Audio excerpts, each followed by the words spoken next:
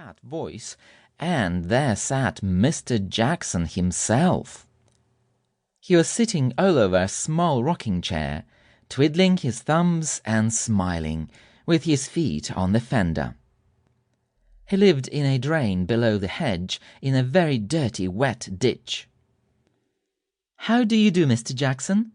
Dearie me, you have got very wet." Thank you, Mrs. Tittlemouse. I'll sit a while and dry myself," said Mr. Jackson. He sat and smiled, and the water dripped off his coat-tails. Mrs. Tittlemouse went round with a mop. He sat such a while that he had to be asked if he'd take some dinner. First she offered him cherry-stones. Thank you, Mrs. Tittlemouse. No teeth, said Mr. Jackson. He opened his mouth most unnecessarily wide. He certainly had not a tooth in his head. Then she offered him thistledown seed. Diddly, widdly, "Poo," said Mr. Jackson. He blew the thistledown all over the room. Thank you, Mrs. Tittlemouse. Now, what I really should like would be a little dish of honey." "I'm afraid I haven't got any, Mr. Jackson," said Mrs. Tittlemouse. Diddly, widdly, Mrs. Tittlemouse, said the smiling Mr. Jackson. "I can smell it. That is why I came to call." Mr. Jackson rose ponderously from the table and began to look into the cupboards. Mrs. Tittlemouse followed him with a dishcloth to wipe his large wet footmarks off the parlour floor. When he had convinced himself that there was no honey in the cupboards, he began to walk down the passage. Indeed, you will stick fast, Mr. Jackson." Diddly, widdly, Mrs. Tittlemouse. First he squeezed into the pantry. Diddly, widdly, no honey, Mrs. Tittlemouse.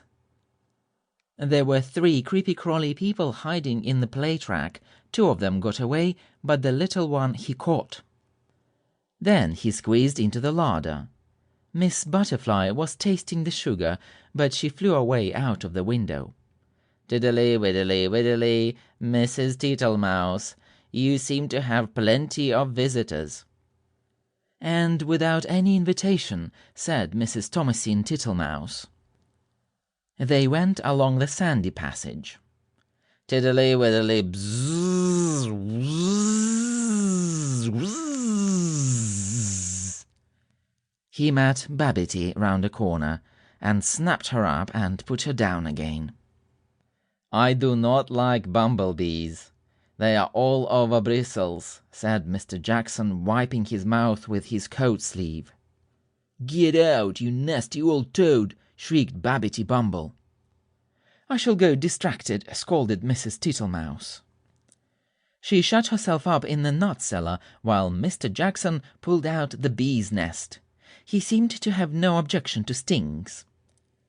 When Mrs. Tittlemouse ventured to come out, everybody had gone away. But the untidiness was something dreadful. Never did I see such a mess, smears of honey, and moss, and thistledown, and marks of big and little dirty feet all over my nice clean house. She gathered up the moss and the remains of the beeswax. Then she went out and fetched some twigs to partly close up the front door. "I will make it too small for Mr. Jackson." She fetched soft soap and flannel and a new scrubbing brush from the storeroom, but she was too tired to do any more. First she fell asleep in the chair, and then she went to bed. "Will it ever be tidy again?" said poor Mrs. Tittlemouse. Next morning she got up very early and began a spring cleaning which lasted a fortnight. She swept and scrubbed and dusted, and she rubbed up the furniture with beeswax and polished her little tin spoons. When it was all beautifully neat and clean, she gave a party to 5 other little mice without Mr. Jackson.